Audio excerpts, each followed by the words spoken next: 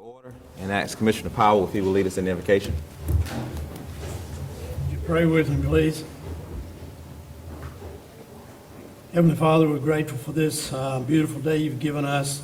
Grateful for the opportunity and freedom we have in this country to assemble and conduct the business of our county. Father, we pray for those that are in harm's way today, protecting our rights to assemble, our rights to worship, and our rights to conduct business as we do. Give us divine intervention and wisdom as we discuss business of the county today. Direct our thoughts, our deeds, and our actions, that it might be within your will and in the best interest of the people of the county. In the holy name we pray. Amen. Amen. I'll ask Commissioner Clayton to lead us into the Pledge of Allegiance. I pledge allegiance to the flag of the United States of America and to the republic for which it stands, one nation, under God, indivisible, with liberty and justice for all.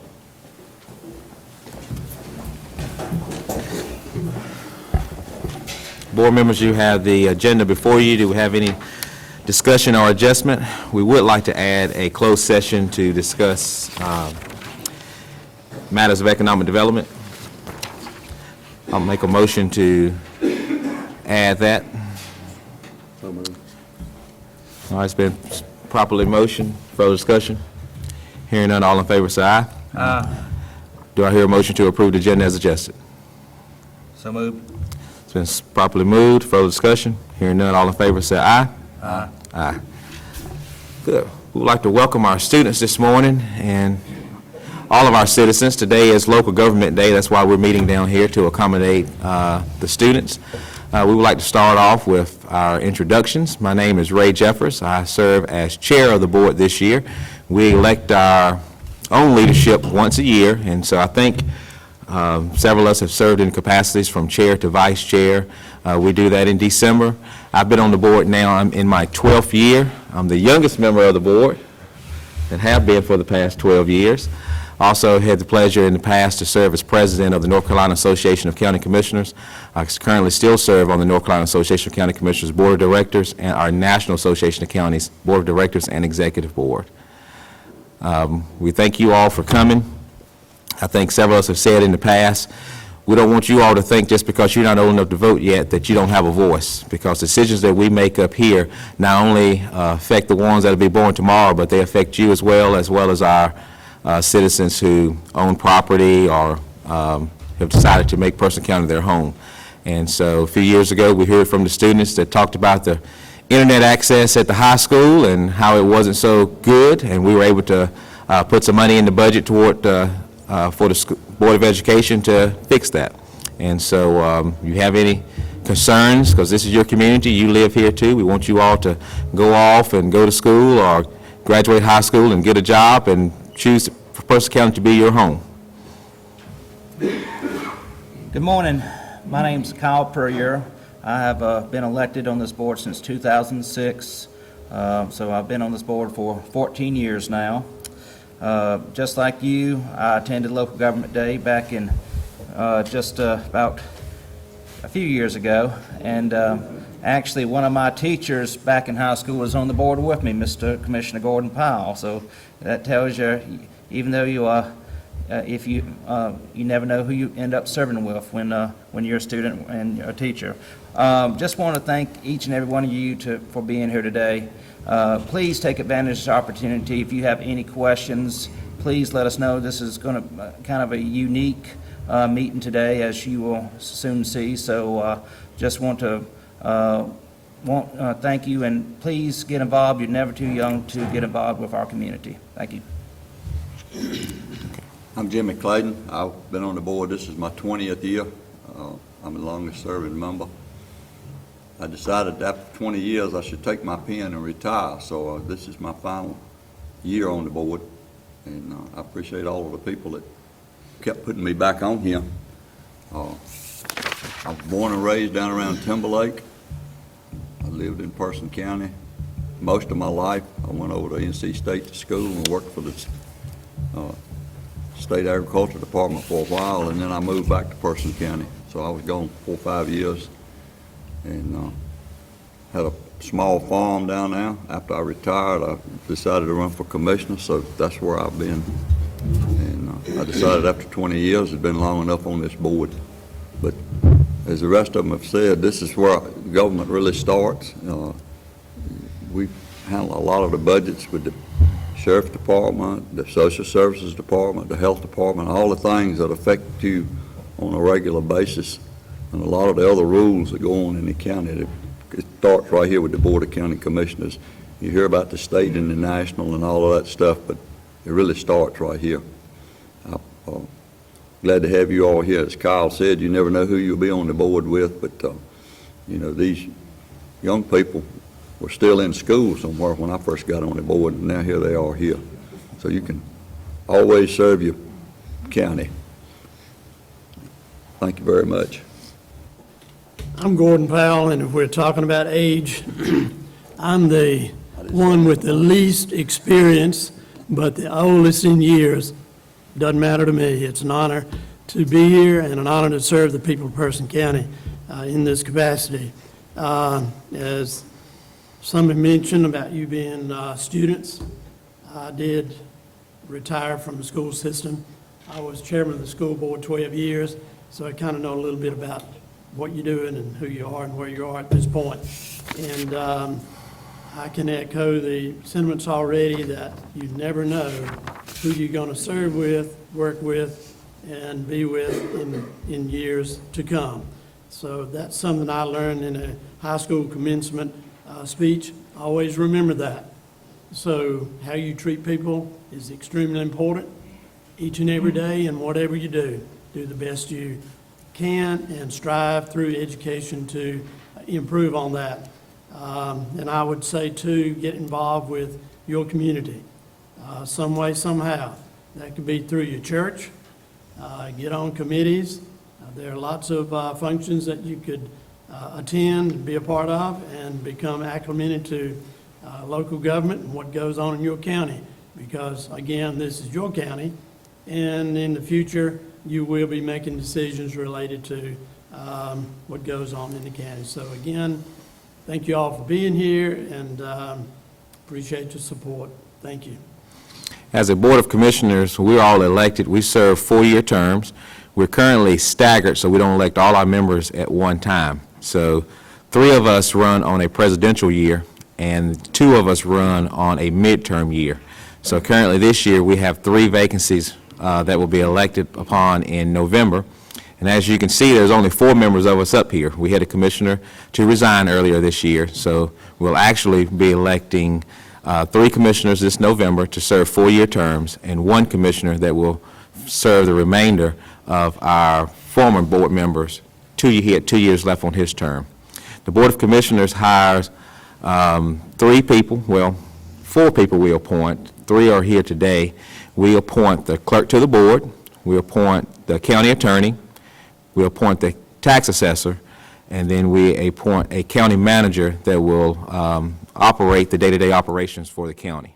And so we'll ask staff to introduce themselves now.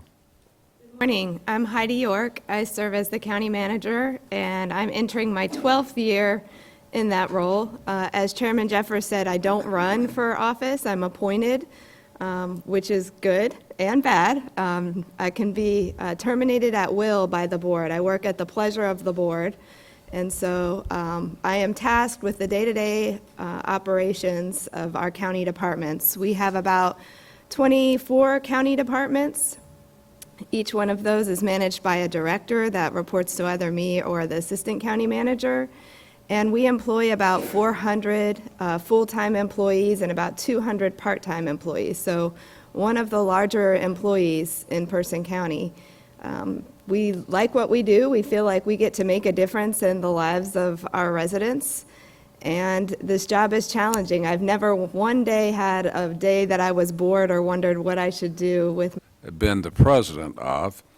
I've enjoyed being here and putting in practice on the ground what I did for years and years from the General Assembly and from a statewide level. It is my job to make sure that the actions of the county are in compliance with the law. In doing so, I advise the commissioners, I advise the manager, through the manager, advise department heads, make recommendations and issue legal opinions, help draft ordinances, resolutions, and probably publicly, one of the most important things I do is during these meetings, help the commissioners ensure that their actions are proper, legal, and in compliance with the law. You too can be an attorney. In fact, you can be a judge like Judge Stoltz, working hard in high school, working hard in undergraduate school, and going to law school, and then you can take over from Judge Stoltz when you finally get out of law school and he retires, but only after he retires.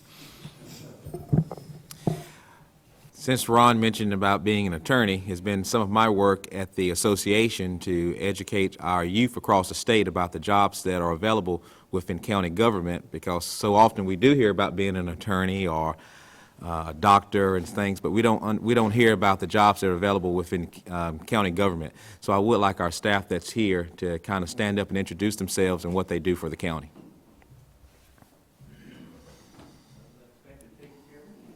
I am Chris Puryear, the IT Director for Person County Government. Basically, our motto is if we use the links, we deal with it. We work with the city as well, so we do the IT work for all of the city folks as well as the county departments. And we try to make sure that we are, stay in the background as much as possible. We want to make sure it works and you don't have to call us to make sure it keeps going. So that's what we do. My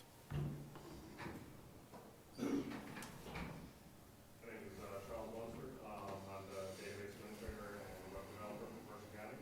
I maintain the website and develop applications. I'm Dewey Jones, I'm the election sheriff, Person County, I'm currently in my 14th year, 2 years ago, like I said, everybody has a motto, I was protect and serve, and then anybody seen any social media, we even help with bucket list of the rest of the 100-year-old people that have made it out of this country and other countries. That was a pleasure to do, and then I say public relations is a part of what we do, we are advocates, and then we take that. Good morning, I'm Nick Waterton, I'm the Assistant County Manager. In my regular job, though, I'm the Assistant Finance Director and Budget Manager. So anything that involves numbers, money, spending, projecting revenues, making sure everybody has the resources they need to do the services that they are charged to do to the citizens, that's where the finance department is. I'm Sherry Wilbur, I'm the Economic Development Director. My role is to assist the county with supporting existing industry and recruiting new industry, so that whatever their plans are, in the next phase of life, to have opportunities to stay here or come back here. My name is Lori Oakley. I am the planning and zoning director for the county. In our department, we handle zoning permits for new construction, sheds, buildings. We also review subdivisions, and then we also like to review new commercial plans and industrial plans. And I promise if you plan what's to come here, we will expedite it. My name is Christina, and I'm the planner of the planning department, and I just support the room. I'm Ray G. I'm the General Services Director of the county, and my responsibilities include the maintenance of all the county buildings and properties, everything from mowing the ball field, mowing the yards, anything that breaks in any county buildings, I'm tasked with getting fixed, and any county projects, whether we're building something new or repairing something old, that all falls under the job description. Back to you. Bo? Agreement with North Carolina State Extension Service. We are located here in Person County. We've got a staff here, and we do informal education, both in agriculture and home economics, family and consumer science, nutrition, parenting, several of those areas, as well as agriculture, home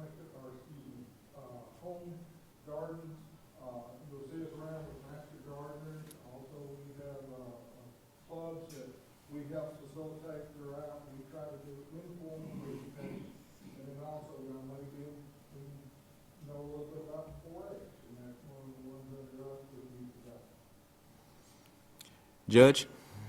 I'm Judge Jay Stoltz. I'm District Court Judge in the 9th Judicial District, composed of Person, Granville, Franklin, Vance, and Warren counties. I am from Person County. I'm up for re-election in November, finishing my first 4-year term as District Court Judge. I was an attorney for 20 years before I was elected as a District Court Judge, and it's good to have y'all with us this morning. Thank you.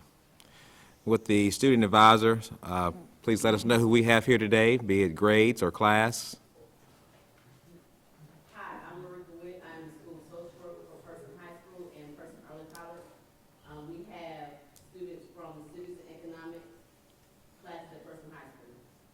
Thank you. I'm Ron Hurley. I'm here with Person High School, and thank y'all for having us. Thank you all. Okay, we'll move on in our agenda. This morning, item number 1, candidate for nomination of Republican Commissioner vacancy. As I stated earlier, we do have a vacancy on the board, and we will elect in November a person that will serve the remainder of the 2-year terms.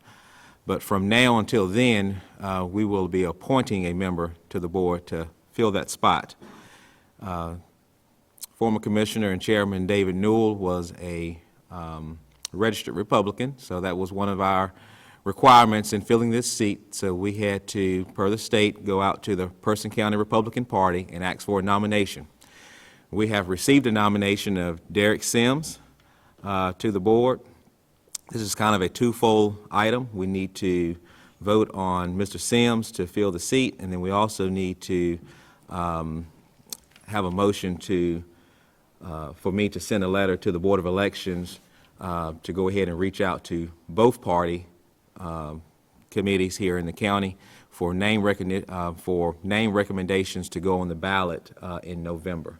So we will go in that order, and we have the nomination from the Person County Republican Party of Derek Sims. Do I have a motion? Motion to appoint Charles Derek Sims, Republican nominee, to the Person County Board of Commissioners. It's been properly moved. Do we have further discussion?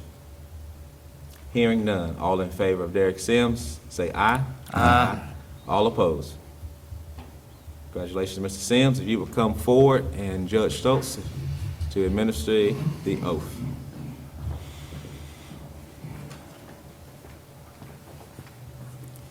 While Judge is coming forward, students, you may recognize that we don't require a second to a motion for it to be heard and voted upon. Every December when we elect our leadership chair and vice chair, we also set our rules that we will be governed by for the year. And for several years now, or a couple of years back, we changed to not require a second for a motion to be heard.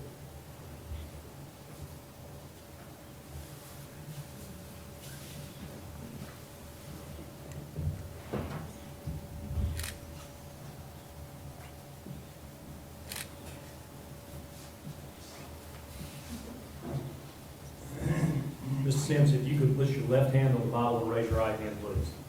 Repeat after me.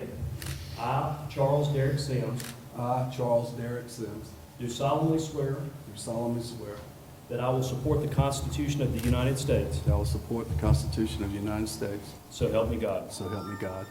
I, Charles Derek Sims, I, Charles Derek Sims, do further solemnly and sincerely swear do further solemnly and sincerely swear that I will be faithful that I will be faithful and bear true allegiance and bear true allegiance to the state of North Carolina to the state of North Carolina and to the constitutional powers and to the constitutional powers and authorities and authorities which are or may be established which are and may be established for the government thereof, for the government thereof, and that I will endeavor to support, and that I will endeavor to support, maintain, maintain, and defend the Constitution of said state, and defend the Constitution of said state, not inconsistent not with inconsistent the Constitution of the United States, with the Constitution of the United States, to the best of my knowledge and ability, to the best of my knowledge and ability, so help me God. so help me God. I, Charles Derek Sims, I, Charles Derek Sims, do further swear do further swear that I will well and truly execute that I will and truly execute the duties of the office the duties of the office of County Commissioner of County Commissioner according to the best of my skill and ability, according to the best of my skill and ability, according to law, according to law, so help me God. so help me God. All right, congratulations. Mr. Commissioner. Thank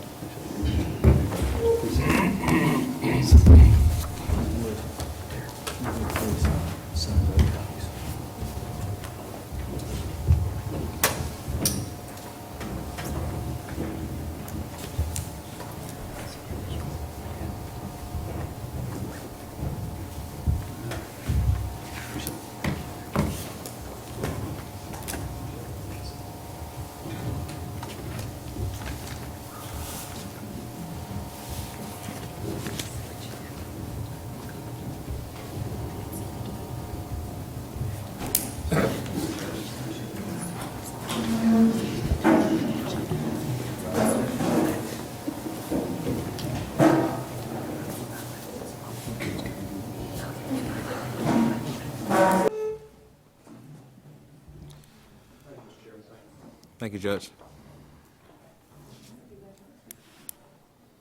Commissioner Sims, would you like to introduce yourself to the students? Sure. Well, I guess you know I'm the newest member of the County Commissioners, but my name is Derek Sims. I live in Timberlake. I work for U.S. Flue Cured Tobacco Growers as Environmental Health and Safety Manager.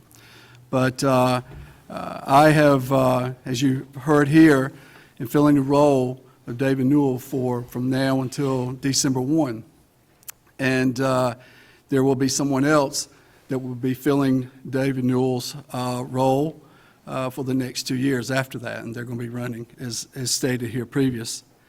I will say that Gordon Powell mentioned about getting involved with your community.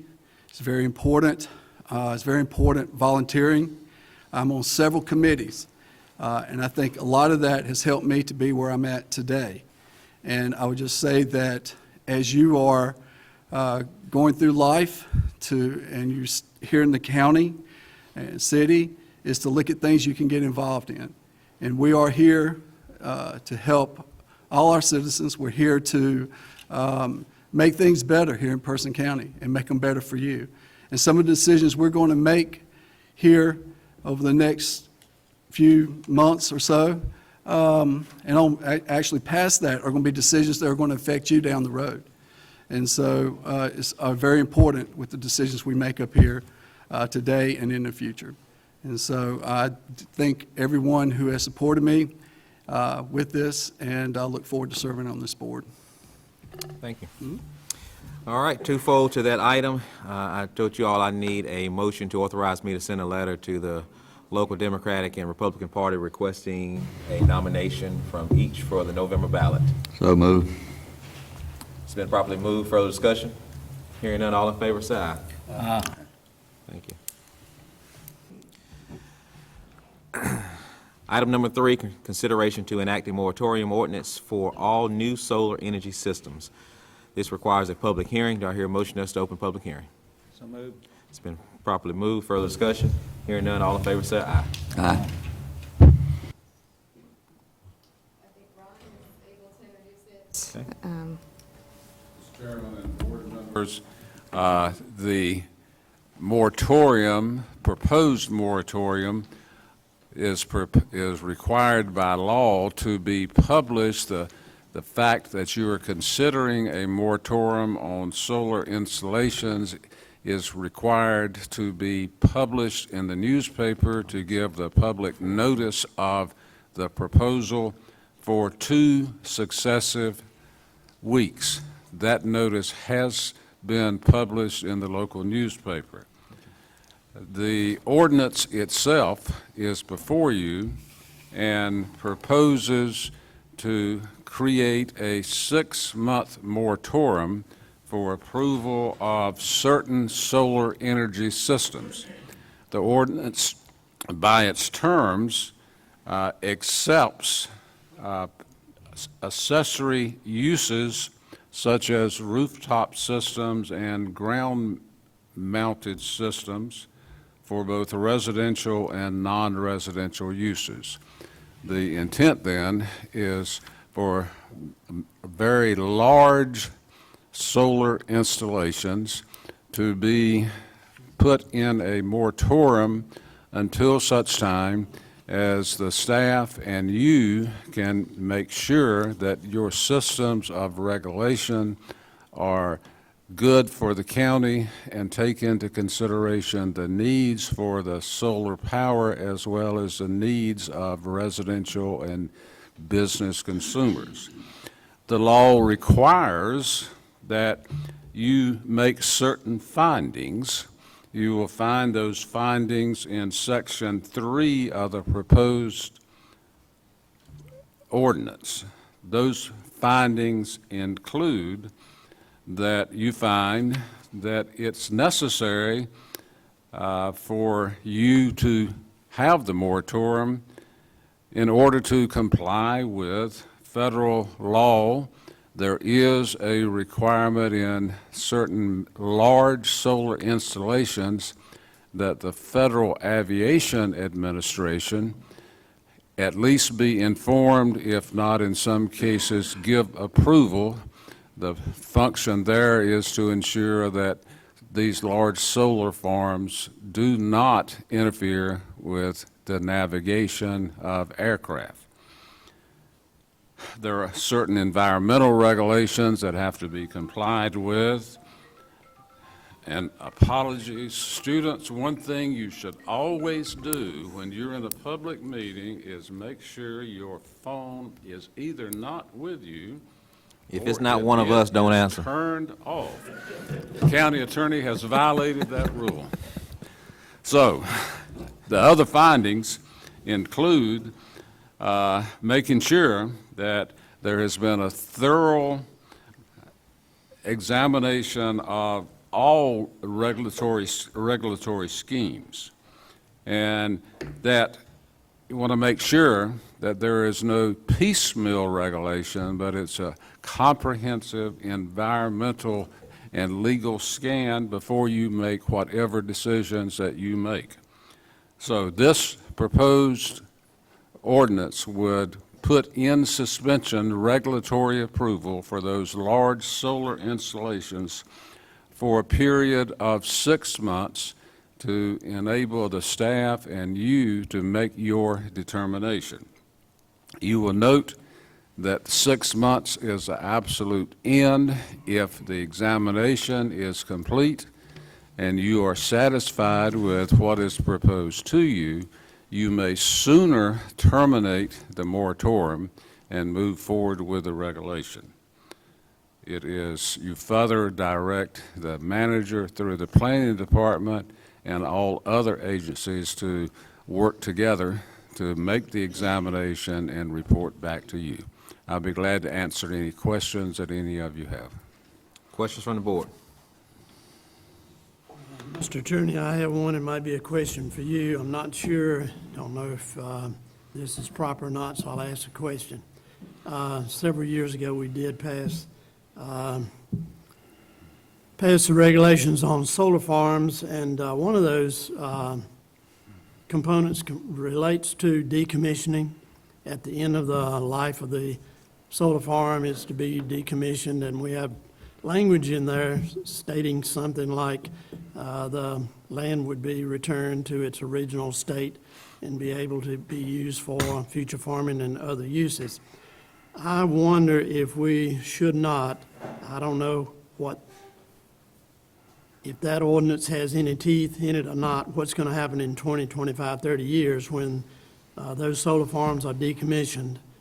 I would like to see some sort of, if it were to be a bond or some kind of requirement, that funding go into a separate account to ensure the funding is available to decommission as stated in our ordinance as it is right now.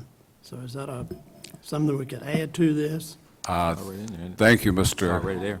Mr. Powell. That, in fact, is one of the considerations that would be in the proposal Good. and the revision that might come back to you. It's there, and the manager may I have think other we things. have language requiring a bond already in there. That's good. But I think when you and I talked about that, Commissioner, you were wanting maybe some sort of fine or penalty for being used to help clean up the site, or did I misunderstand that? maybe both. What I want to do is make sure that it is decommissioned properly and the land is returned to its original state. And so we don't have that, because what's going to happen in 20, 30 years, these solar farms could change hands 2 times, 10 times, whatever. And just to make sure that the property is protected in the long haul, that's all. That's what I want. My understanding, what we're doing here, though, is to go ahead and, if we want to enact a moratorium, and then from that time, Yeah. we could take up some of those items to make sure Yes. that's included in the ordinance that we're developing. Yes, sir. Any other questions concerning the moratorium ordinance?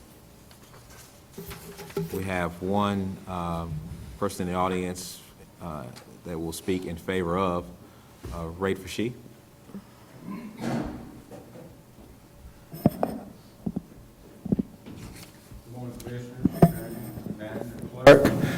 I'd like to speak this morning, well, excuse me. My name is Ray Fashy. I reside at 8930 Hurdle Mills Road, and I'd like to speak in favor of the Board of Commissioners adopting a moratorium for 6 months. I reside in the Hurdle Mills community, of course, and the Hurdle Mills and surrounding communities appreciate your willingness to consider a moratorium on solar farms while a new ordinance can be studied. The Hurdle Mills community is unified in its stand against solar farms at a proposed size, which I think is now 350-plus acres. We just don't see a fit for that size solar farm in our community or in Person County. And that's not to say that we're against the concept of solar farms, but we are against the solar farms at a proposed size in the Hurdle Mills and the disruption it would cause to the community and life as we know it there, because we are a rural community and a very unified rural community. Hurdle Mills community is hopeful that you'll take the time to consider, what's best for the community and what's best for Person County, including but not limited to the solar farm sizes. Right now, I guess we're in an unlimited solar farm size bracket. We'd like to see increased buffers from residences. I think now the buffer is 250 foot. Hopefully we can see more increased buffers, and we'd like to see increased buffers between property lines. So again, we appreciate the ability to come and speak to you this morning. We appreciate and hopeful that you'll support the solar farm moratorium, and even more so than that, appreciate if you will enact some regulations that will curb solar farms in our community more than they are right now. Thank you. Thank you. Do we have anyone else in the audience that would like to speak in favor of or against the moratorium ordinance? Do we have any other questions from the board members to staff? Hearing none, do I hear a motion to come out of public hearing? So moved. It's been properly moved. Further discussion? Hearing none, all in favor say aye. Out of public hearing. Board members, you have before you the moratorium ordinance. What is your pleasure? Move for approval. It's been motioned to approve. Further discussion? Hearing none, all in favor say aye. Aye. All opposed. Thank you. Item number 5, we have another public hearing for a request to amend the ordinance regulating automobile graveyards and junkyards to require screening of junkyards and automobile graveyards from public roads and from adjacent properties that contain public uses. Do I hear a motion to go into public hearing? So moved. It's been properly moved. All in favor? Aye. Lori Oakley. Good morning, Chairman, Commissioners. I would like to state before I begin that all state statutes and planning ordinance requirements have been met for this public hearing. I'm trying to, there we go. Okay, it's a little catty-wonky, but. So, as we stated, this request is an amendment to amend what we call the junkyard ordinance. Specifically, we're looking at amending sections 5, 6, and 7. This was a request of the board, specifically I think it was Commissioner Puryear, to require screening of junkyards and automobile graveyards from public roads and from adjacent properties that contain public uses such as schools, playgrounds, and recreational uses. I have the proposed text on the screen in front of you. I'd be happy to go through anything specific or just summarizing it in a nutshell. The current text requires junkyards and automobile graveyards to be screened from public roads, adjacent properties that contain dwellings, and adjacent properties that contain public uses such as schools and playgrounds. Existing vegetation can be utilized to count toward the screening requirements. And under the proposed text, it requires junkyards and automobile graveyards to be screened from public roads and from adjacent properties that contain public uses, such as schools, playgrounds, and recreational uses. Recreational uses was added per the county attorney, our discussion, just to further elaborate on examples of public uses. Under the new text, screening will not be required along the perimeter of a parcel that is adjacent to a dwelling if that area of the parcel is not visible from the road. And again, we will keep the statement in there that existing vegetation will continue to be allowed to be utilized to meet screening requirements where applicable. So the proposed text amendment will be beneficial to properties that are larger in size, in particular properties that have a junkyard or automobile graveyard on a smaller portion of the property, as the proposed text will not require the entire length of the side yard or rear yard to be screened. And kind of as I explained to the planning board, so if you can imagine a really long, narrow property, and if you have junk in, say, the front corner of the property, and say you have a dwelling way back here, several hundred feet behind it, our current ordinance would require screening around all sides of the perimeter where there's a dwelling, no matter where the dwelling sits on that particular parcel. Under this proposed text amendment, the screening would be required along the road and along the sides so that at no point driving by we could see the junk from the public road. And again, unless there is a public use on the adjacent property, such as a school or a park, screening would still be required in that case. Planning staff recommends approval of TA 01-20. Again, the proposed text will amend those screening requirements for our junkyard and automobile graveyards so that they are not visible from the public road and from adjacent properties that contain public uses. The Board of Commissioners is required to make a motion of reasonableness and consistency. I've included one that was in your packet. At the Planning Board meeting on February the 13th, 2020, the Planning Board made two separate motions on the proposed text amendment. The first motion, they voted unanimously to add the word "also" to the second sentence in Section 6, applicability, so that it will read that this ordinance also applies to all commercial and industrial uses, etc. The Planning Board went on to vote unanimously to recommend denial of the proposed text amendment, that they felt the proposed language was not consistent with the comprehensive plan and the future planning goals and objectives of the county. So going back to the statement of reasonableness and consistency that would need to be included with your motion, I've actually included two different statements up there, so however the board would choose to vote. The first statement is that the proposed text amendment is consistent with the Person County Land Use Plan and future planning goals of the county. It's reasonable and in the public interest as it meets several objectives listed in the land use plan. Or the statement that the planning board used, the request is not consistent with the Person County Land Use Plan and future planning goals of the county. It is not reasonable and not in the public interest as it does not meet objectives listed in the Person County Land Use Plan. I'll be happy to answer any questions you might have of me at this time. Questions from the board? Okay, we're going to do you like the attorney. Without your planning talk, in layman's terms, what can you do now? And then what can you do if this new text would be added? So again, it really depends on the particulars of the parcel. So for the example that I gave you, if you've got a large parcel right now and say that the adjoining properties all have residents on them, they could be 1 acre in size, they could be 100 acres in size, but as long as there's a dwelling on those adjoining properties, that current property owner would have to completely screen in the property with either a privacy fence or tall evergreen vegetation. Deciduous currently does not count, so if you have woods, that wouldn't count unless it was evergreen. Under the proposed text, it would only require the screening from the road. And again, I'm not even talking about public uses, that's staying the same. So if there's a house over here and a house here and they've got junk right here, it would require screening along the road and screening up the side to the point that if I'm 500 feet or 1,000 feet down the road, I cannot see it from the car. Again, it all depends on the peculiars of the site. We're working on a couple different cases right now, and there's a lot of different moving parts to different cases. It always depends on what's around them, how large the parcel is, how large the neighboring parcel is, where the dwellings sit on it. But it would not the new text would not require a screening to an adjacent property owner the way it's written now? So you're saying only a public road unless it's a recreational or public school or something?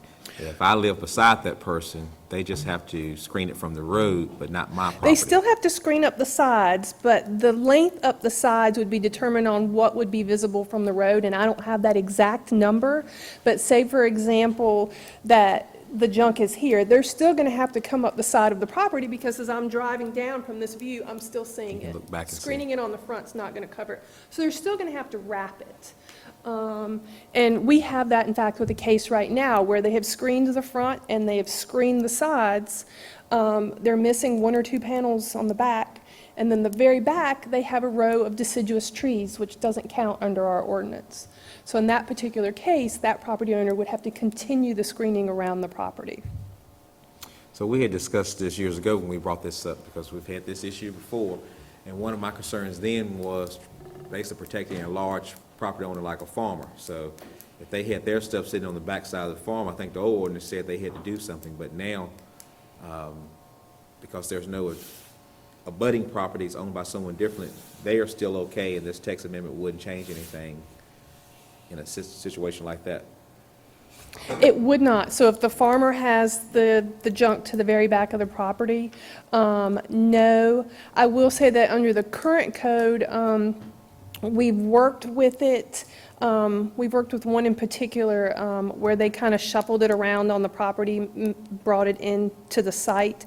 But for example, if they have 100 acres and say they've stored their junk in that back corner, under the current ordinance, even though it's hundreds of feet off the road, if there is a dwelling on that adjacent property, and it could be another farm, and the house could be farther away, but under the way the code's currently written, they would still have to screen that right side, and they'd have to screen everywhere that it abuts the property that has the dwelling on it. So if they share this side property boundary and the rear property, they would have to completely buffer that in under the current ordinance, the way it's currently written. Under the proposed, if the junk is way, way off the road and you're not seeing it, then no, you would not. Questions from the board? Yeah, why? If the planning board voted 7-0 not to change it, did they see us trying to fix something that's not broke? I mean, how much problem have you had with this? I'm just interested in why they voted. Well, I think because of the different scenarios, because you don't know, even though we try to predict how this would affect, a farmer versus having junk in the very back of their property, hundreds of feet off the road, 100 feet, versus someone who has it up front. There's just a multitude of scenarios, and it's hard to predict, when this would come into play. They just feel that leaving the code as it is in their eyes would work best. So. Which one gives you more leeway? Leeway? I think they both have their own set of restrictions, and I think they're both pretty clear as to when it will be applicable. So I guess it would be at the discretion of the board, and the perfect example is the farmer who has it in the very far back of the property. Do you want them screening the back of the property that's not visible from the road, but they've chosen to put junk back there? What do you do when the farmer tells you he don't have junk? The junkyards have junk. He has farm equipment back there. He just hasn't used it in 20 years. We try to work with everyone. In that case, I haven't had too many that have come up like that, maybe one case. In that case, we kind of shifted it on the property, and they said that they were using the equipment currently. All right, if it's on the back of, you're talking about a large farm a minute ago, but if it's on the back of the large farm, if it's not visible to the adjoining property. Doesn't matter under the current code whether it's visible or not. If there's an adjoining property. Would this text change that? Yes. So again, under the new text, they wouldn't have to if it was on the back of the property. Under the current text, it doesn't matter. If there is a house on the adjacent parcel, could be several hundred, could be 1,000 feet away. If there's a house on the adjacent property, that has to be buffered in. And so, under current but the code. new ordinance would allow them not to have to do that if it was not visible. From the public road or any point along the public road. So it's going to take it up the sides a certain extent, but it's not going to probably take it all the way to the very back of the property, depending on the depth of it. Remember, Commissioners, this is a complaint-based system of enforcement. So when they have been required to screen the whole property, it's typically because a neighbor has called to complain about the junk that they're seeing. It's not that our planning department is going out making sure that all the farms are screened from junk. We are responding to complaints from neighbors when we try to enforce the language of your ordinance. I'm trying to get to the point that if you can't see it, it's screened. I can understand on an acre lot or a small lot, but if you've got it over here and you can't see it, does our ordinance say it's got to be, That's my point. huh? That's exactly my point, Commissioner, that unless we receive a complaint, we're not out enforcing the ordinance. It's a complaint-driven enforcement. We understand that part. I just want our ordinances to have common sense. So if my junk is on the backside of my farm and nobody can see it because of the woods, but just because it's adjacent to the next farm owner who has a house way away from he can't see it, per the current ordinance, I still will have to screen it if he complained, even though it's complaint-based. That's right. Even though if he complained, I still would have to screen it when, in my opinion, those woods and several thousand feet from his house that he can't see, you would come out and make me screen it. And would. I'd to work me, with that's you, not but common I sense. Well, I think you're giving the complaint, the person making a complaint, much more latitude, and, like you said, bringing common sense, and with the new text amendment, I think it would give more latitude to Lori, and on a case-by-case basis. Other questions for staff? I'm still not clear on not being visible. If it's invisible, it's invisible, no matter what you screened it with. So I guess I got an issue with that right to start with. And does this clear that up? Does this help to clear that up, or does it not do anything to it? I mean, It would clear it up. Again, it would depend on the actual location of the junk. So we're using the example of it being toward the rear of the property. And, as I stated, if there's a house on that dwelling, or that dwelling next door, no matter where it is, our current ordinance would require the screening. even if they can't Along the see it? entire perimeter Even if of they that can't- side. even if they can't If they see- complained, again, we are complaint-driven. So we don't ride this county looking I for got that, complaints. but I don't care how you got there. Okay, you there. I don't care whether they complained or what. But if you got there and you walk out there on that property and you can't see it, but you're still gonna make them screen it? Yes, and that's difficult for me to But you gotta get explain the to warrant to go them. on my property to go to see it? Yes, and I have to tell them that because there's a house on this property, they have to screen the entire side perimeter wherever they abut that parcel. Does the amendment fix that part? If you walk out there now we adopt the amendment and you walk out there to that property and you look and you can't see anything at all, are you gonna still have to make them screen it? No, so the amendment's going to address it so that as you're driving by from the public road, unless the issue of park next door or school. But it's going to make it so that basically, and again, it depends on where it is on the property. The instances we've had, a lot of times, they're on the front of the property. So they're still screening along the front, and then they're carrying it 100, 200, 300, just depends, feet up the side to make sure we encapsulate that junk, so it's not visible to anyone riding by. I'm not sure whether we're fixing it or not fixing it. Mr. Attorney, are we fixing it or not fixing it? I mean, it And will I know still this be is dangerous visible. getting I a did lawyer have Ron involved in review this this. text It's a dangerous amendment step. to make sure that I was addressing it properly and that it at least is easily understood, because we also have to explain this ordinance to the public when we go out there on their property. So, It's really just a screening from public view of the road. Just Right. say it again. The new proposed text amendment would just be a screening from public view from the road. The neighbor behind might have to look at the pile of junk clearly visible from their property, but this screening ordinance would not be applicable with the new proposed language. Only from the road would the screening be required. That's what the The amendment new would do. ordinance, the new language, yes. Okay. It still would keep in there those schools and recreational. Parks, that's right. And we added recreational uses to address like the Rocks Sportsplex facility, uses like that. Or walking trails. Okay, forget the lawyer. I did have him proof it though to make sure. Now, in the ordinance, it speaks particularly to large landowners? And we're talking about this farm situation, or no? No, it's all property owners across the board, whether you're 1 Do you see acre or ordinances 100 that acres. will pick out large property owners and farmers or whatnot to, I have not seen other ordinances. I will say, though, typically, if you've got a lot of farm equipment, you're probably a bona fide farm under one of the state guidelines anyway.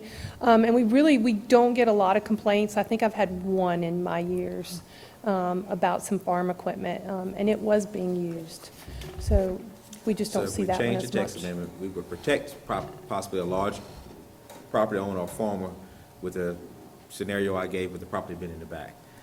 But if we're in a subdivision or something like that, they would just screen for the road, And but the person some way up the lives sides. behind them would Still still looks see it and beside them.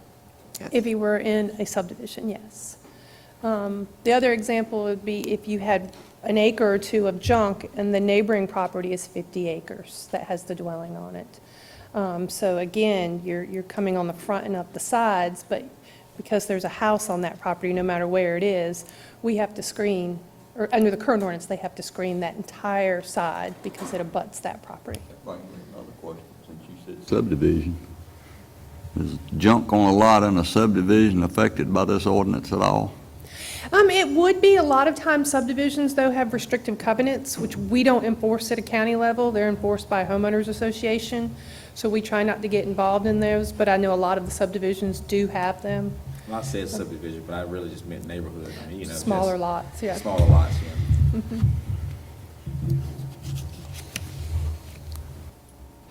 Any other questions for staff?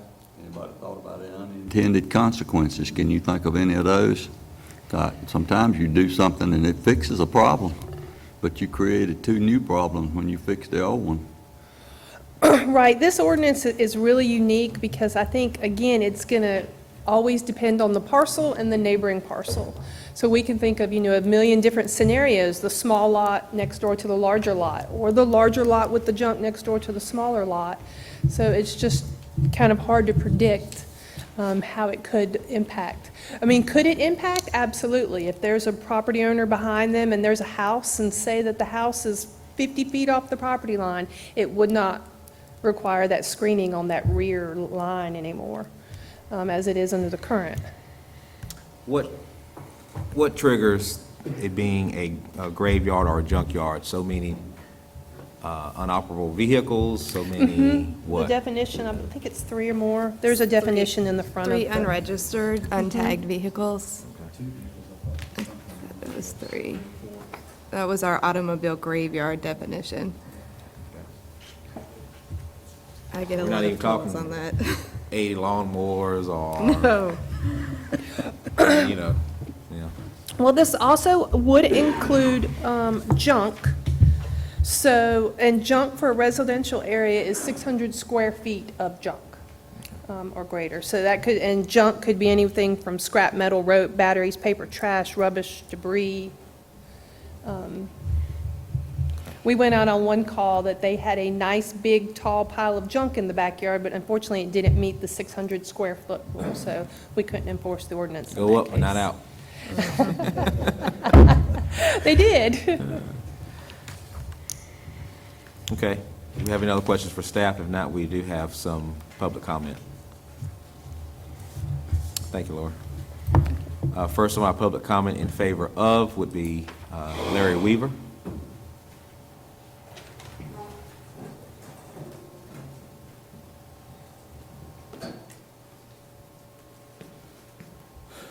Good morning, Commissioners. Morning.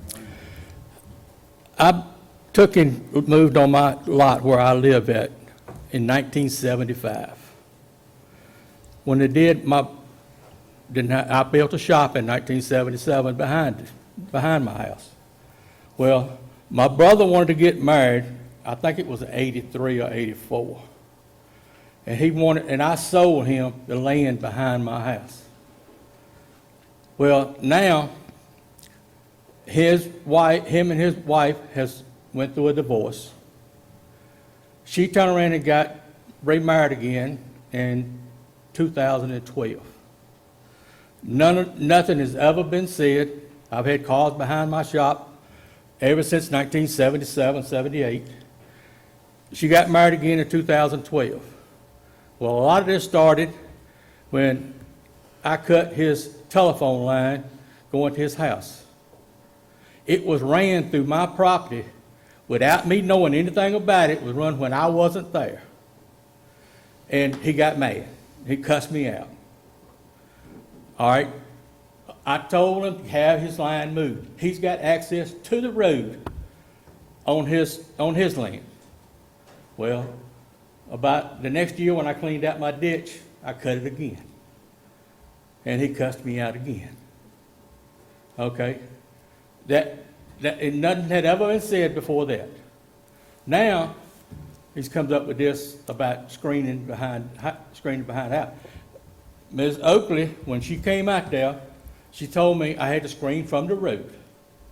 I screened across the front and up the sides to my shop. I did not screen in nothing behind my shop. When they did, she come back out there again, said I had to go on behind the shop.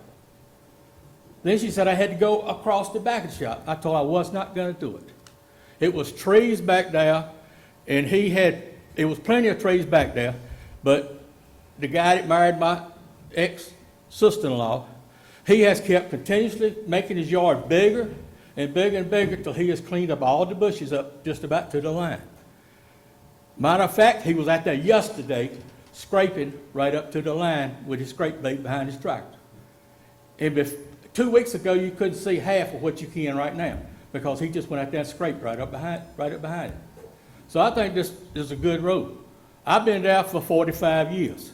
He's been there for 8. He shouldn't have to say nothing about what I got back there.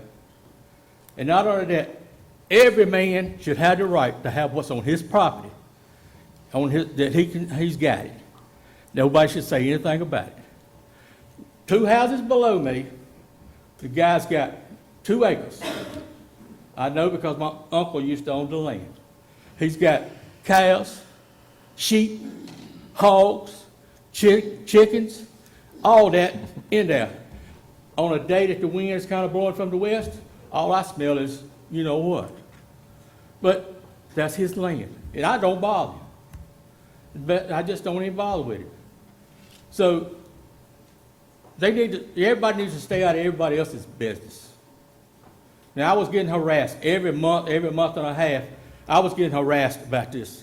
I was out for over a year because I just had my back fused. And I couldn't fix it. But I fixed it. It cost me over $1,000 to put that fence around the front. But that ain't enough. But that's going to have to be enough. Because I don't see where they should have anything to do with what goes on behind my shop. He's been back there long enough. If he'd been all that worried about it, he could have planted trees 8 years ago when he moved there, and he could have had it hid. No, he couldn't.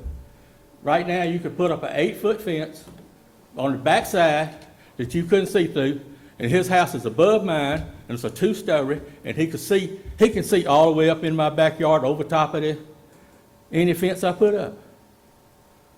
Now, if I had the money to put up a 25-foot fence with light poles, I'd have to put up like a fort where nobody knows what I do inside of my fence.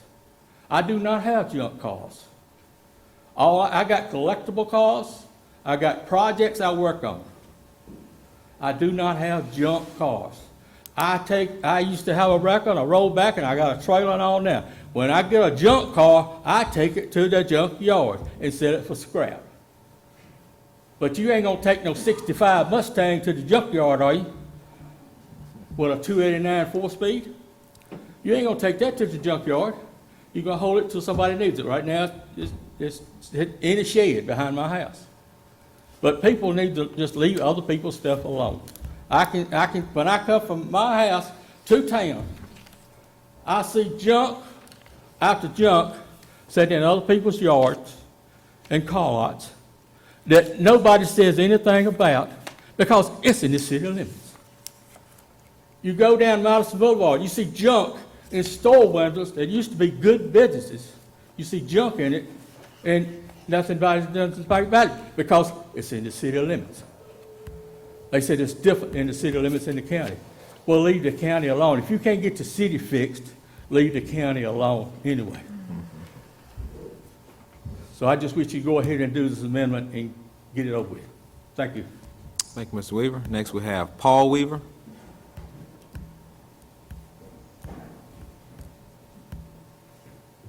Yes, sir. Mr. Commissioners, I'd like to thank you for the time. Main thing I was just looking at is referring to my property on McGee's Mill Road. Nothing's back there right now. I've cleaned all of that out. My neighbors never complained though, but I keep it straight. And some of them I moved to my dad's property. Now I got the problem with the junkyard ordinance. Okay, you consider a junkyard not registered. I pay taxes on all my frames and bodies. I register on my taxes every year. But yet they're not registered, so they're junk. But they are in construction. There are 4 6-door Chevy trucks being built right now in that backyard. A 1972 International for Bernard Clayton that's getting worked on in that backyard. And that hole between the house and the shop is all fenced in except one part where the tree is starting to fall over, and we didn't want to put up a fence right there right now because the tree is getting cut down this summer. If not, it was just going to fall and tear down the fence. So then I had to reconstruct it. But what's at the back of the property that she wants to complain about is my farm equipment. Me and my ex-wife just went through a divorce, so I got my farm equipment back there right now. That's what she's complaining about. It's one vehicle back there, 1951 Chevy that I pay on my taxes. It's fixing to get restored. I actually have another truck that I just put because it's getting to be fixed 4-doored. But I also have a shop building at my property that my house burned down. And this neighbor has constantly harassed me on Facebook with me and my ex-wife, knowing we're going through a divorce, and you can go to my Facebook account. She has made fun of me fighting for my kids in court. She has made fun of my house burning down in November. And yet my dad has to put up with this woman who is constantly tortured. And the backyard is clean. And yesterday, what he was referring to, he went and he was cleaning over his property line, on my dad's property line, that had a few cedar trees that were coming up. He mowed them down. And I think if you're going to complain about looking at the back of somebody's house, you need to put up the fence. You know, if I got a problem with somebody, I don't want to see what they do, I'll put up a fence, which I have properties in Person County and Caswell County. I have McGee's Mill Road, and I have one in Blanche in Caswell County. And I also have a 100-acre farm in Caswell County in Leesburg. So I have multiple properties, and right now it's just was stored at my dad's, and she wants to complain about the farm equipment. A 1985 case loader is one thing she's complaining about in the backyard. I use it. Yeah, it's been sitting for a year because I haven't really needed it because I have another loader that is easier on my back to work with. But that's the stuff that she wants to complain about. And trailers that are licensed and registered to me. But that's one thing that my dad gets complained about. Yes, some of those are registered because I think the trailer's actually registered in Caswell County. I don't see where that matters where they're registered at. And I don't see where it matters where the trailer parks because you can go park a trailer anywhere. But I got the problem when you get neighbors that constantly harass each other because they don't like certain situations. Or they go and clear off their property and then want to complain, well, we had trees up, but he cleaned them all off. So whose fault is that when those trees were technically on our property line? So, you know, and then if you want to get into a legal court battle, you waste money just to fight. Well, you cleaned off my trees. I don't see where this solves anything. And like I said, my dad's property, we fence between the house and the shop. It's all in place. All of my frames are in there, all my bodies, they're all registered to me. I pay taxes on them. I just don't have them tagged in North Carolina because I'm not driving them. And they're being restored. I kind of don't see what the whole point is when it's, let me see. Like I said, 1951, it's fixing to get towed to my house back there, panel truck. A loader that sits back there and farm equipment. That technically to me considers in it, but they said because she's complained, we have to build it all around the property line, which doesn't really make any sense when everything is already contained between the house and the shop with I think it's 8-foot fence, because it was 6, and then they come out there and said it had to be 8. I kind of don't understand everything that changes, and you fence everything in, but that's still not good enough. You have to contain your whole property, not just where the junk is. Well, what y'all consider junk, but to me, they're registered, they're vehicles that I pay taxes on. They're not registered, but I do pay taxes on them every year, and they go on my tax documents. I would just like to thank y'all for your time. Thank you. Laura, question for you. I don't know if Laura was here when we did this before or not. Or She was previous. not. Okay. We had a situation of a gentleman from Timberlake that does the classic car type car shows. Yep. And we looked at this to make sure that we didn't get the person that had parts cars and things like that. How does that speak to an ordinance? Classic cars? Well, people who refurbish cars and stuff, who have maybe parts vehicles that they use for those cars that they're restoring, because that was a big issue when this was brought up years ago. I think at the time, we were making an exemption for registered, licensed car repair shops. They had to be a legitimate repair shop. Right, so they had an exemption in the ordinance, but just having unregistered vehicles on a residential lot with a shop that is not licensed does not qualify. Do you remember this, Jimmy? I thought we talked about this, the guys from out there, Timberlake, and he came to several of our meetings. I guess just us three was on the board that time. Yeah, I can't remember his name, but he still does the classic car shows up here. yeah. I know who you're talking about. Yeah, and I Was thought it- we yeah, spoke to the Peyton ordinance. Humphreys. Yeah, I thought we Yeah. spoke in the ordinance to not catch people like that are, refurbishing old vehicles and stuff, that had parts cars. They had to be a licensed facility. Business license. Peyton Humphreys, I believe. Yeah, that's right. Was the person that came up at the time. Okay. Mr. Weaver, you had something else? The guy you referring to is Billy Timberlake. He's not got a rested shop, he works on antique cars, he works on old cars and stuff. But him, and I forgot what the other guy was, named, both of them is right there side by side each other. Yeah. And that was who they was picking on at that time.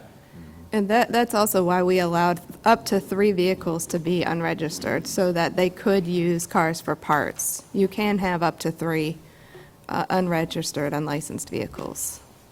I think that was part of where that exemption came from.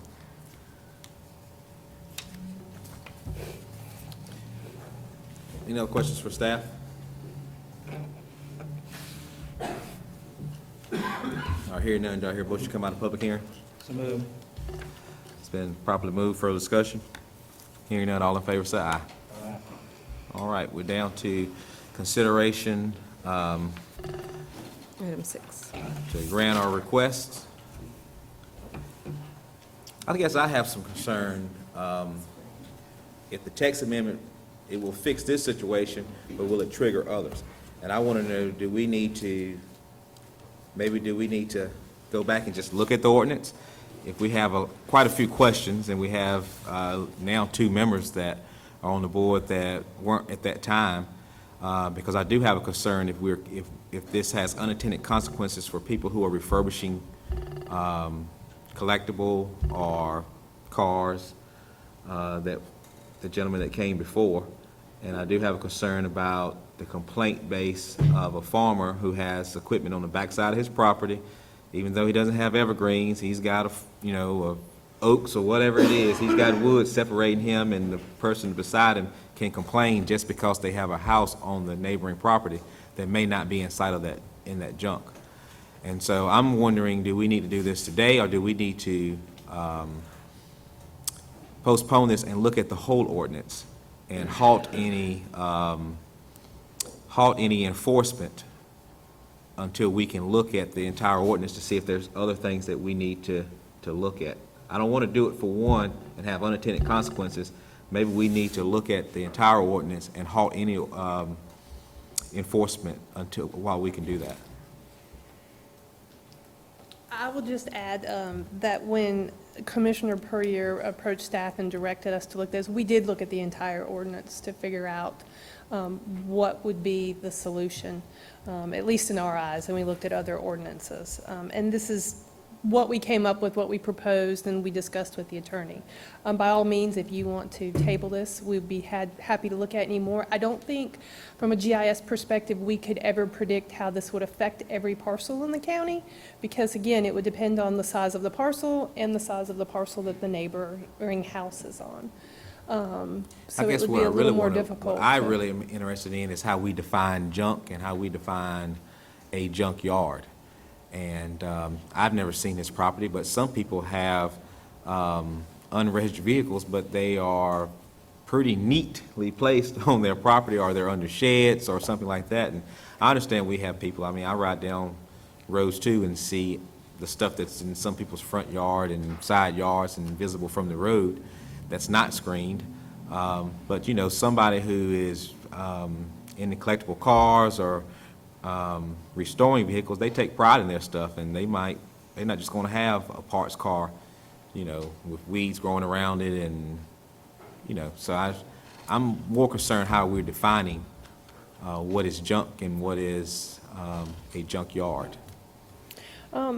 And I think our definitions are pretty consistent with other junkyard ordinances across the state. Again, I'd be happy to look at them. I will say that when I started here in 2017, I inherited Mr. Weaver's violation case. There was junk on the property in excess of collectible classic cars. There were other junk scattered throughout the property. I will say it is a 98% approval that he has done on his property. He has put up the privacy fence along the front and along most of the sides, and it looks like night and day from when you were driving by from the road now, from what it looked like in 2017 that I could show you pictures of. But again, it just so happens that the way the ordinance is written, he's got to take it across the rear of his property. I think he's missing maybe a panel on each side, and then he's got to take it across the rear, as the way the ordinance is currently written. Okay. Comments, questions from the board? I think if the, planning board has made their decision on it, and if they had any latitude or any suggestions, they would have brought it, but clearly they disagree with it. I disagree with the planning board on it, and I think that this text amendment will give Lori a little bit more flexibility on decision-making, on her own decision-making on complaints, and bring some common sense back into the factor. So, Mr. Chairman, I therefore make a motion that the request is in consent with the Person County Land Use Plan and future planning goals of the county is reasonable and in the public interest as it meets several objectives listed in the Person County Land Use Plan. We have a motion on the floor. Further discussion or questions from the board? Mr. Chairman, I got a question.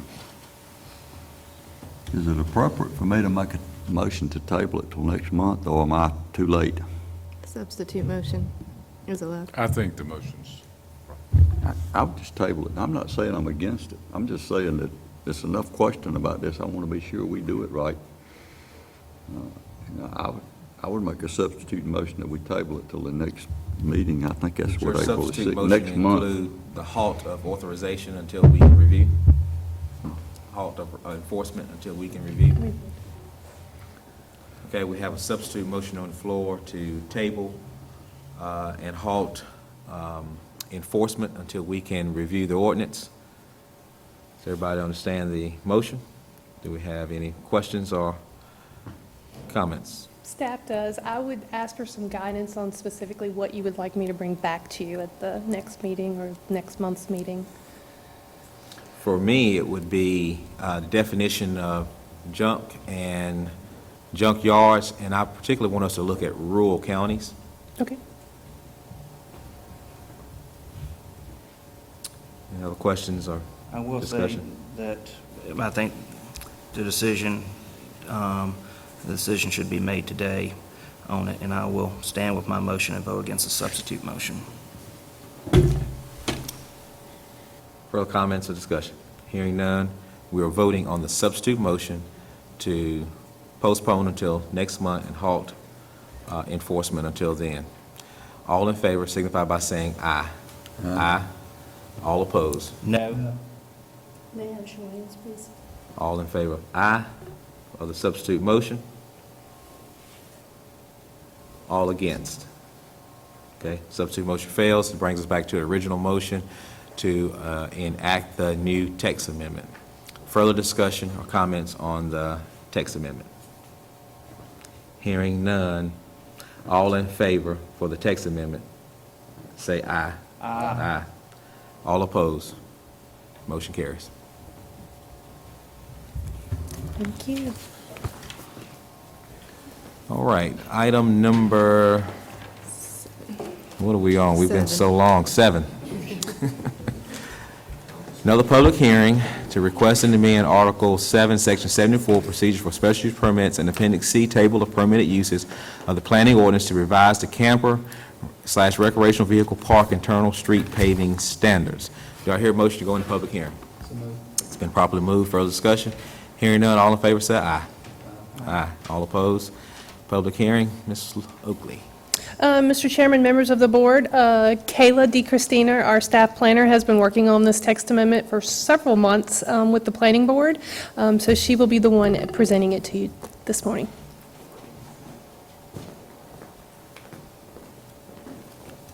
Good morning, Commissioners. Morning. I want to start off by saying that all state statutes and planning ordinance requirements have been met for this public hearing. So this request is by the Person County Planning Department staff on behalf of the Person County Planning Board to amend Article 7, Section 74, Procedure for Special Use Permits and Appendix C, Table of Permitted Uses of the Person County Planning Ordinance in order to revise the current camper recreational vehicle park internal street paving standards. So currently in our ordinance, there's no language that addresses whether pavement or gravel is required for camper recreational vehicle parks. So the proposed text, which is in yellow on the screen, and I believe it's in red in your packets, comes directly from Franklin County's ordinance that regulates recreational vehicle parks. And these requirements are based on the number of lots that a road serves as to whether it needs to be gravel or paved. This language specifies that roads serving less than 6 lots may be gravel, but they must be constructed to the county's paving standards for private roads. It also specifies that roads serving more than 6 lots must be paved and details the minimum right-of-way width and pavement width for two-way and one-way streets.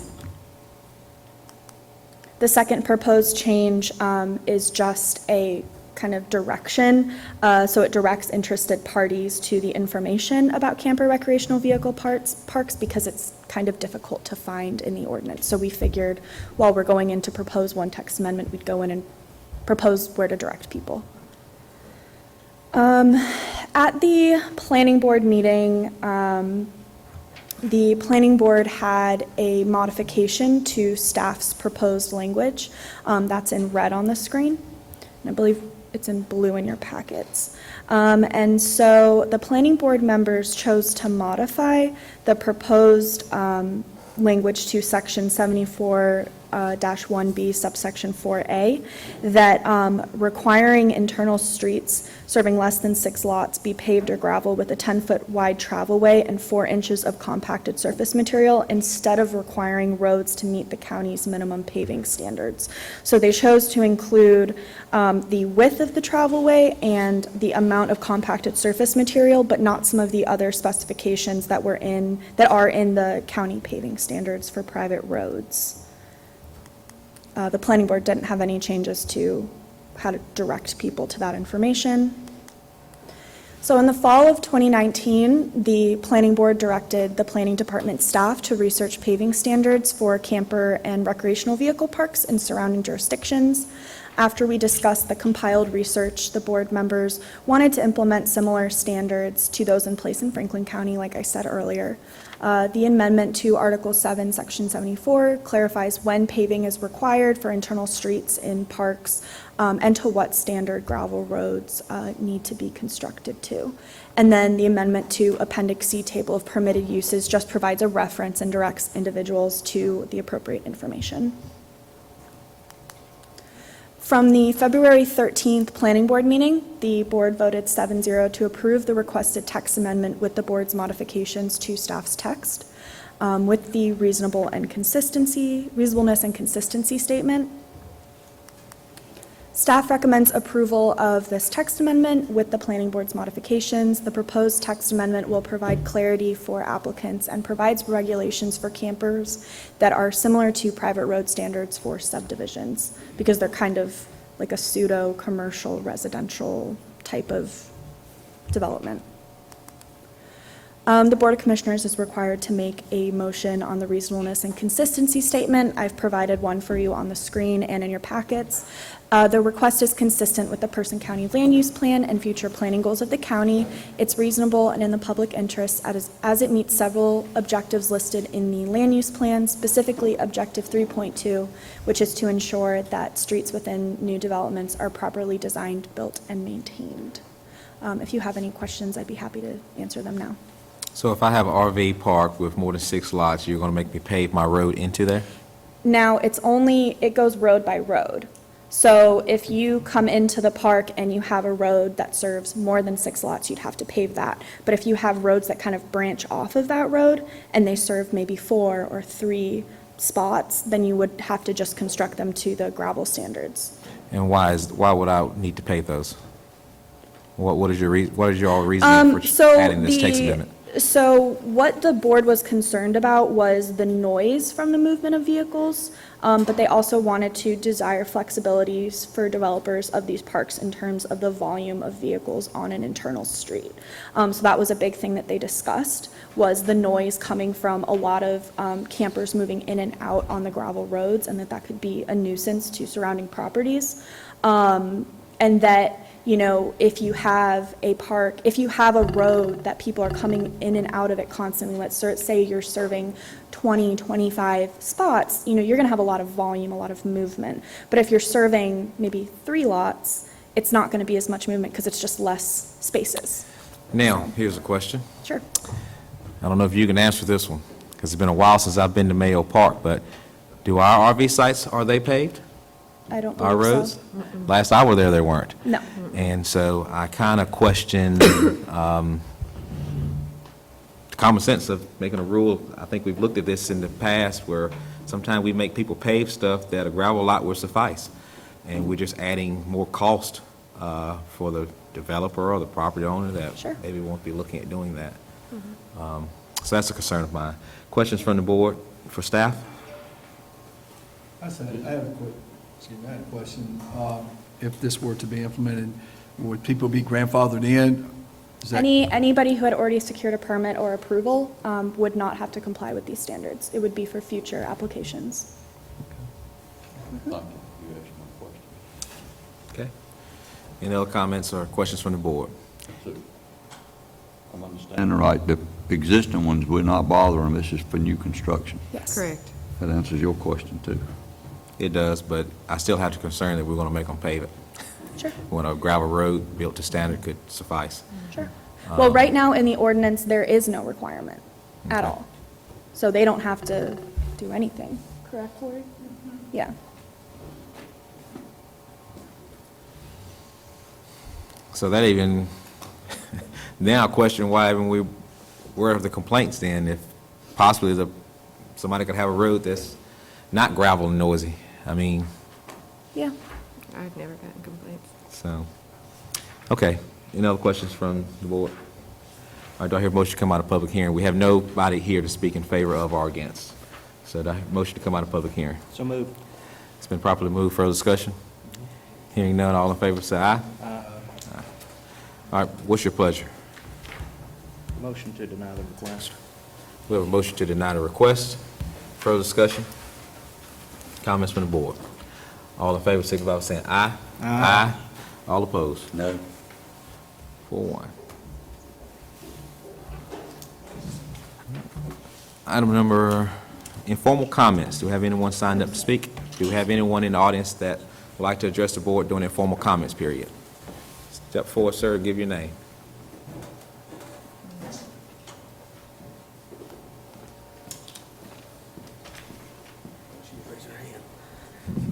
Yeah, my name is Jason West. I apologize for not signing in. I didn't know what to do. Back at the end of the summer, at the Little League, I was ejected from a ball game, and I've sat here and listened for an hour and a half now about rules and regulations, and that's what y'all follow, and you got to have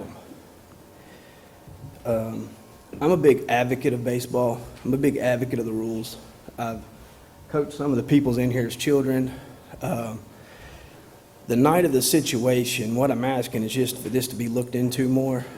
The night of the situation, the umpire stated a rule that was inaccurate, and I asked him to clarify. He took 2 steps, turned away, turned back around to me, and said, "That's enough from you, you're gone." Well, there's another rule violation. I wasn't even warned. I've turned in letters to the Parks and Rec. I've had people try to speak on my behalf, and I'm just not clear on why this happened. I got suspended for a year, and exactly what I did was ask the umpire the game time. And I'm asking it just like I'm talking to y'all right now. I was leaning against the fence just so we would be clear on when the game ends, because there's a time limit. I asked him, I said, "What's the game time?" I looked down at my watch and I said, "That's like 4 minutes ago. We haven't even started playing." And he said, "I started when they warm up the field." I said, "Well, I thought it started on the first pitch." And that is clearly what it states in the rule book.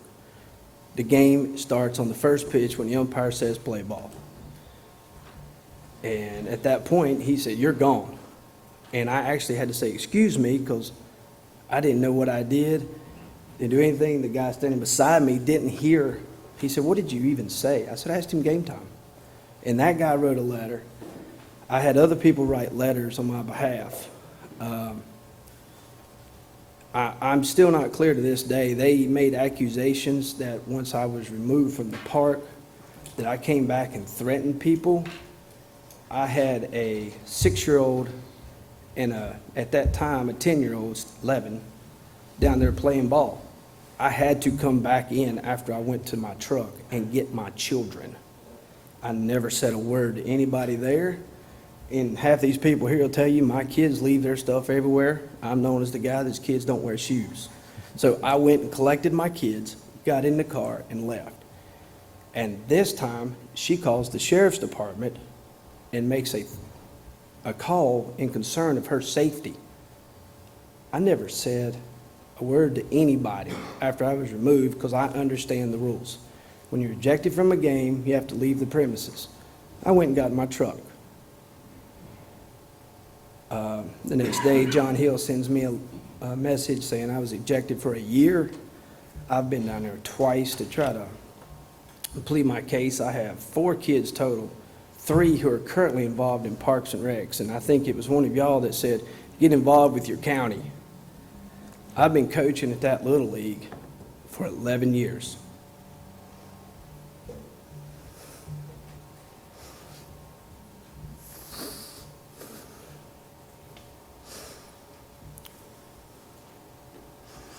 And I apologize. Because right now,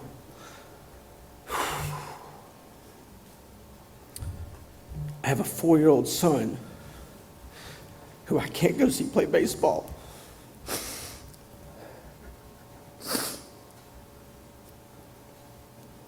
Because I asked them about what time the game started. They have me out to be some kind of monster. He provoked me. As I was leaving, he kept coming up to the fence to me, and I had parents witness this. I still don't understand what went wrong, but I'm just asking for some help to bring this case back up. Like I said, I've been down there for 11 years. When it was the Parks and Rec before they bought it, I was the guy out there at 3 o'clock in the morning working those fields so those kids could play. And my daughters play volleyball and all this stuff. I can't even take them to practice. I apologize for this, but I just feel like I've been done wrong. I feel like I tried to be a dad and an advocate of the game that night and ask at game time. And Mr. Jeffries was in on these meetings, and he understands some of the things. And I don't even know what I'm asking, but he told me to come to here and ask. So I'm just asking for help on bringing my case up, because I've asked the umpire to come to the meetings. I've asked the Parks and Rec to bring him in to get his side. They won't bring him in. They won't bring anybody else in there but me. They won't let me, or they won't question them. They've only taken the word of them on a piece of paper. And I have people saying that that's not the way it happened. But nobody's willing to look into it for me. And I'm just asking for help. I see messages, y'all need coaches. Hey, you lost one. I mean, I've coached probably 700 kids over these years. I've never been ejected from a game. I don't know what I'm asking, but that's what I'm asking. So I don't know what to do from here. Thank you, Mr. West. I'll speak more to it on my chairman's report to the board, and then we'll see maybe what we can do. We generally don't, but if you're a commissioner, it's up to you. But I'll just tell you, our protocol, we generally don't. but- Okay, I'll hold off then. Okay. All right. Discussion, adjustment, approval of the consent agenda. You have any questions? Move for approval. All right, it's been motion for approve. Further discussion? Hearing none, all in favor say aye. All right. New business, item number 10, the ROAP reallocations. Laura Jensen. Good morning, Commissioners.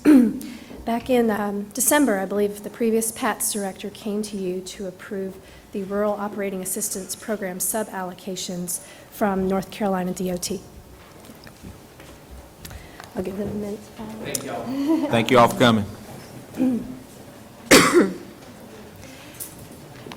You all approved those sub-allocations in December, but shortly after that, we were informed by DOT that rather than having the flexibility to use the ROPE funds in the best way that fit the needs of our county, we had to use the funds as allocated by North Carolina DOT. So that required staff going back to the drawing board and sub-allocating those funds within the 3 programs again, a second time. These recommendations were reviewed by the Transportation Advisory Board on March 4th and discussed. And so I was asking you today to review them, discuss if appropriate, and approve the sub-allocations. Questions for Laura? What's your pleasure? Move for approval. It's been properly motion for approval. Further discussion? Hearing none, all in favor say aye. Aye. All opposed? Thank you. Thank you. Chairman's report. We have been invited to the Farm Bureau Board discussing the moratorium that we placed on solar farms. I have asked for the input from the Farm Bureau Board, and they have a meeting coming up tonight at 7. And we need to know who's going to attend, because if 3 or more of us are going to attend, we need to announce that. And I am going to attend. I think Commissioner Powell has said he will attend. Do any of you all else? Okay, so we will need to announce it. Well, we're Well, doing so by we'll- announcing it here at this meeting. And we won't adjourn, because I'll have to call it open tonight. We'll recess. Recess, okay. At the end of our meeting this morning. Okay. All right. Also, wanted you all to be aware that at the National Association of Counties, I was elected the South Region Director, which covers 12 states, 12 southern states, and it gives me a place on the NACO Executive Board, which in return gives Person County a place at the table at federal policy making. Just this week, as soon as I was sworn in 30 minutes, I was meeting key administrative liaisons to the president, and probably the next day, I met the president.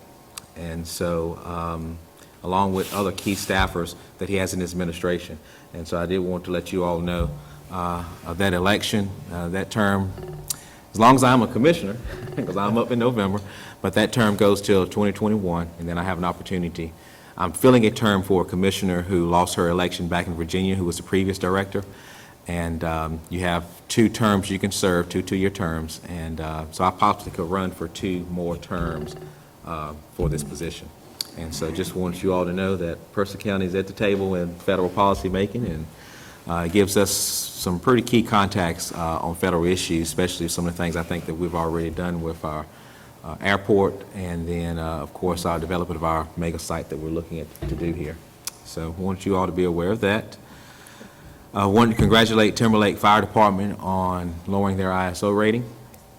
I think you will see other departments following suit on going through with that ISO inspection. A couple of departments, I think, are a few months to a year out from having their inspection.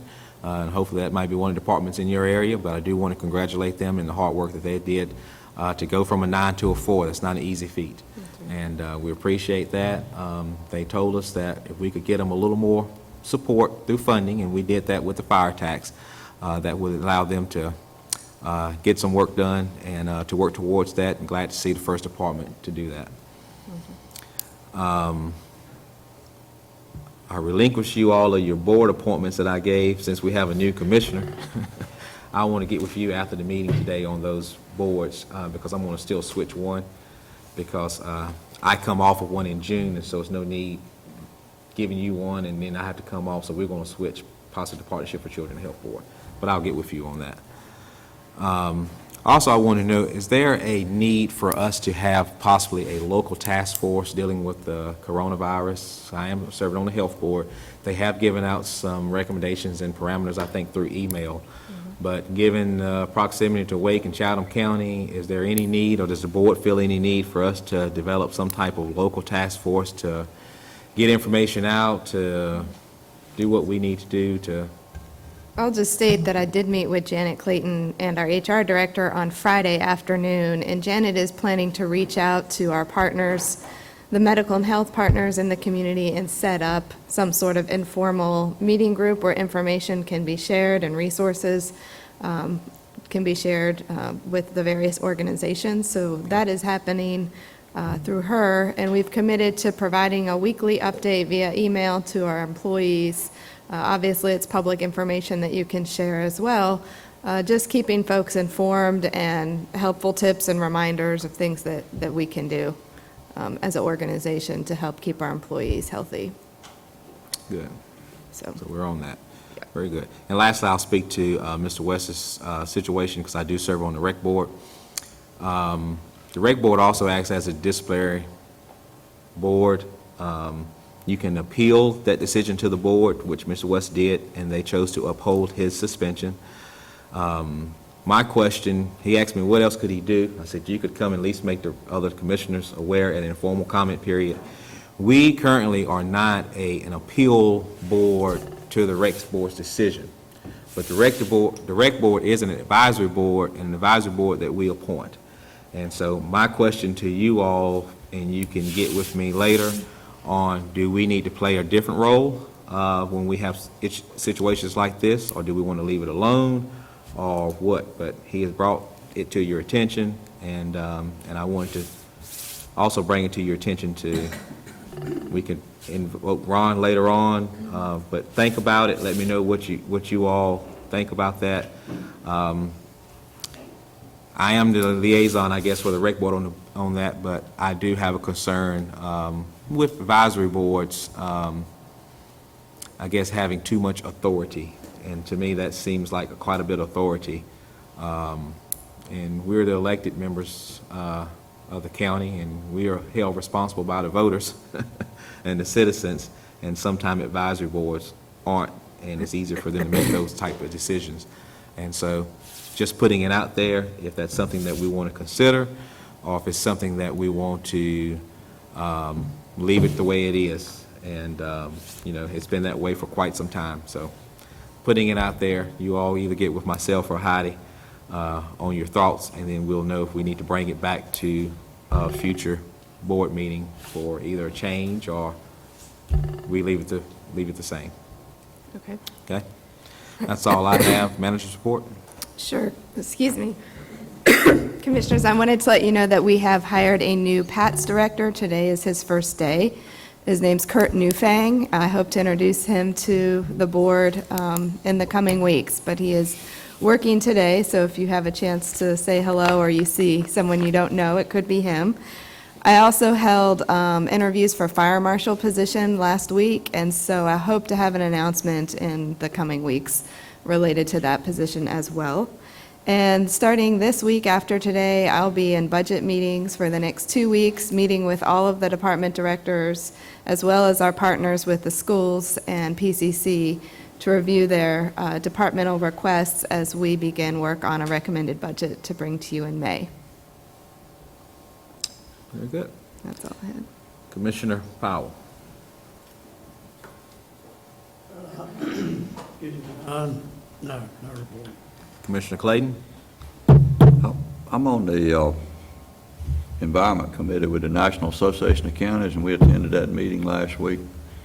And I appreciate Commissioner Jeffries getting the appointment that he got, because he had a table near the front when the president came and spoke, so I got to sit at the table, and I appreciate you giving me that VIP pass. So I got to sit about far from the back door and listen to the president, and one of the big topics he talked about was those opportunity zones with economic development. He is big on that. They have had those meetings at the White House. You've been to them, Kyle, and so, you know, that's something that we have in this county. I certainly hope there's some way we can take advantage of that.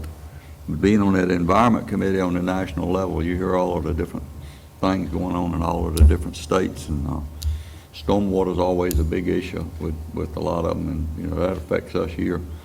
And those waters of the U.S., some of those rules that they got pushed back, that everybody had supported being pushed back, and I say everybody, I mean Democrats and Republicans across the nation had pushed back on some of those rules because they cost the local governments so much money. And some of them were not protecting anything. Some of them just were, it was a lot of money being spent for little gain. But anyway, that's my comment on that. If you got any other questions about the National Association or the North Carolina Association, I'll be glad to try to talk to you after the meeting. Commissioner Preer. No comments. Commissioner Sims. Thank you. No, I'll just, again, appreciate everyone who appreciate y'all's vote to allow me to be on this board, and I'm looking forward to the next several months. So, thank you. Pretty good. We do have a closed session scheduled. I would like for us to take that in our chambers, and so we will have a 15-minute break and reconvene in our chambers for the closed session. The closed session will be for General Statute 143-31A. .11A4 for the purpose of discussion of matters relating to economic development with Heidi York, Brenda Reeves, Ron Aycock, and Sherry Wilburn to attend. Do I want to go ahead and do the motion here for that? All right, do I hear a motion? Been so properly moved. Further discussion? Hearing none, all in favor say aye. Aye. All right, we'll take a 15-minute break and reconvene in chambers.